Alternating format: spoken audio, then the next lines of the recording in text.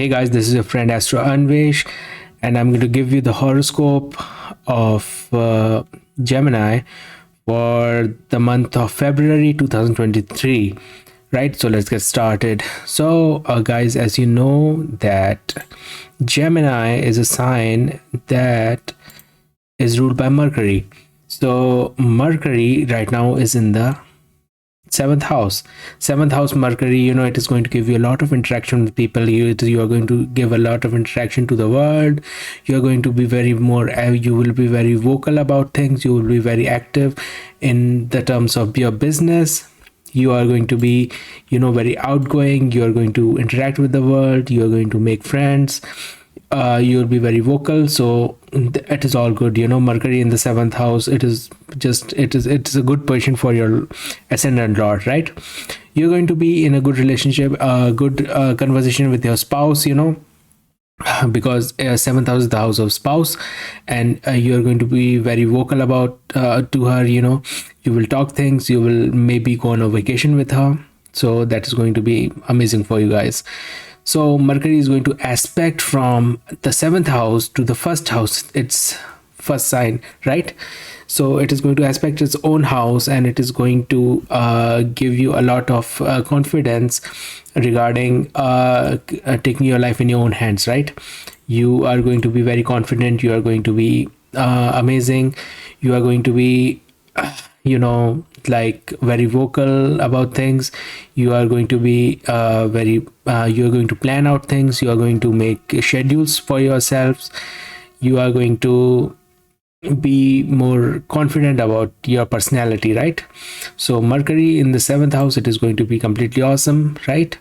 So the another benefic planet for, well, there are three benefic planets for the sign of Gemini. It is the Mercury, it is the Venus, and it is Saturn, right?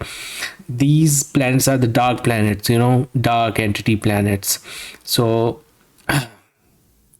well, there are two categories of the planet. It is the light planets and the dark planets. So you belong to the category of the dark planets, and Venus and Saturn are going to be much more benefic to you than other planets, right? So Venus is in the ninth house. It is a very good placement for Venus, because ninth house is the house of luck. So Venus is going to give you a lot of luck. It is going to give you a lot of attention from ladies. It is going to give you a lot of love. It is going to give you a lot of passion in your life. It is going to give you a lot of artistic capabilities in your life, right? You're going to be very artistic. You'll be very outgoing. You'll be very vocal. You'll be very confident about yourself, right? So working in the ninth house is going to amazing. It is the sign of Aquarius, which is a very friendly sign for Venus. So you don't have to worry about anything, because this planet and this ascendant is in completely favor of you. So that is going to be amazing. Okay, so guys, Venus is going to aspect the third house. Third house is the house of efforts. It is a sign of Leo, and it is the house of efforts, is the house of siblings. So you are going to have a good relationship with your siblings. You are going to have artistic capabilities. You are going to do something artistic, very you are going to get engaged in your hobbies. You are going to be more intimate with your thoughts. You're going to be very artistic. You are going to make something beautiful. So you're going to be hardworking and passionate about things. So that is going to be one of the things that is going to help you in this month, and it is going to be amazing. Well, this month for you guys, it's because Mercury in the seventh, Saturn and Venus in the ninth, it is going to be completely amazing. So Saturn right now, Saturn is combusted right now. It is at 1 degrees in the sign of Aquarius. So Saturn in the ninth house, it is going to give you, well, Saturn is the planet of hard work. It is the planet of discipline. It is the planet of doing stuff. It is giving service to people. So Saturn in the ninth house is going to give you a lot of luck, but it is also going to restrict itself in giving you things, because Saturn is like, if it gives you things, it is going to give you things with restriction. It has its agenda of making you hard work, making you take efforts in the things that you want, right? So Saturn in the ninth house is amazing for you guys, but still you are going to have to make efforts up for it, right? Okay, now Saturn's first aspect is going to be in the sign of Aries. Okay, and it is the 11th house, and it is Rahu is present in that house. So Saturn's aspect in the 11th house, it is going to give you a lot of progress. You're going to make a lot of income, you're going to make progression in your life, right? You're going to make friends, you're going to be very good in the terms of making friendships, you are going to interact with people, right? So that is going to help you a lot. Saturn's aspect is going to be, second aspect is going to be in the third house. So you will be very hardworking, you will be, I just want to go and be disciplined and planning out things and then doing it with passion, right? So Saturn is going to give you a lot of hard work. You are going to be, dedicated in the terms of, your things, your career, your finances, your life. You will be dedicated and planned out stuff, and execution will be perfect, right? So second aspect, the seventh aspect, is going in the third house, 8, 9, 10. Third aspect is going to be in the house of enemies, in the sign of Scorpio. Well, Saturn's energy in the sign of Scorpio in the sixth house, it is making a Shatru Hanta Yoga, which is enemies destruction yoga. So what happens in this yoga, you make a lot of enemies, but you overcome them by your own efforts. So Saturn is going to help you destroy your enemies. It is going to help you get over your loans. It is going to help you get over your diseases. Your overall health is going to be awesome. So this is the effect of Saturn for the Geminis for the month of February, right? Okay, now let us go to our other planets. So Sun is in the sign of Capricorn. It is going to move itself in the sign of Aquarius soon in this month. So a Sun in the sign of Capricorn, right? Well, for Gemini, it is a neutral planet, and its placement in the sign of Capricorn in the 8th house, it might give you some problems with your bosses, your elders, your fathers, right? You can have some issues with your father, you can have some issues with your bosses. The people of authority may be a little angry on you, may push you a little bit. So that kind of stuff can happen, but it is not very powerful in your chart right now, so you don't have to worry at all. But being a little careful about it will take you nothing from you, but it is going to be, you have to just be a little careful about it, guys. So Jupiter is in the sign of Pisces in the 10th house, and Jupiter is going to give you a lot of power regarding your career. It is going to give you a lot of power to do stuff. It is going to give you a lot of power to a lot of knowledge. Jupiter is the planet of knowledge, and it is going to give you a lot of knowledge regarding career, how to make your career better, how to go out, how to do stuff. So Jupiter is going to give you a lot of energy in the terms of your career. It is going to help you a lot. Jupiter's aspect is going to be 1, 2, 3, 4, 5 in the second house, 6, 7 in the fourth house, 8, 9 in the sixth house. Well, the aspect in the second house is very good, because second house is the house of family, and it is the house of wealth. It is the house of how you say things, how you speak. So Jupiter's aspect in the second house is going to be awesome, because it is going to help you bring your family together, bring your let your voice heard to the world, let your finances be in your control. So yeah, that is going to be great. Jupiter's aspect is going to be in your fourth house, so you will have a power of luxuries in your life. You are going to be comfortable, you will have comforts in your life. You can buy land, you can buy things that is materialistic. It will help you expand your life in greater dimensions, right? Jupiter's aspect in the sixth house is not very good, because sixth house, Jupiter has nothing to do with the sixth house, because sixth house is the house of enemies, and Jupiter is a kind of planet which is very sweet. He's very sweet. He doesn't like to fight with people. So Jupiter's effect in this house is going to make you enemies, but you are not going to overcome them. But still, Saturn's aspect is also in the sixth house, so Saturn is going to help you defeat your enemies, and Jupiter is going to give you enemies. So Saturn is going to help you in this, so you don't have to worry about anything, guys. Okay, now we have taken Sun, Mercury, Saturn, Venus, and Jupiter. Okay, let's now go to the Mars. Mars is in the 12th house. Well, the 12th house Mars is not considered very great, because 12th house Mars can get you locked up, but it is not going to get you locked up, but still it's going to give you a little bit loneliness. You know, you will be outgoing because of Mercury, but in your mind, because of Mars right now, you might feel a bit lonely, you might feel a bit isolated. But still, if your time period of Mars is open, it will be very profound. It will happen with a lot of force in your chart if your Mars period is open. But if your Mars period is not open, then you don't have to worry about anything, because it is going to give you just a little bit, loneliness in your mind. So don't worry about it, guys. Okay, Mars aspect is going to be in your 1, 2, 3, 4 third house, 6, 7 on your Ketu, 8 on your sixth house, right?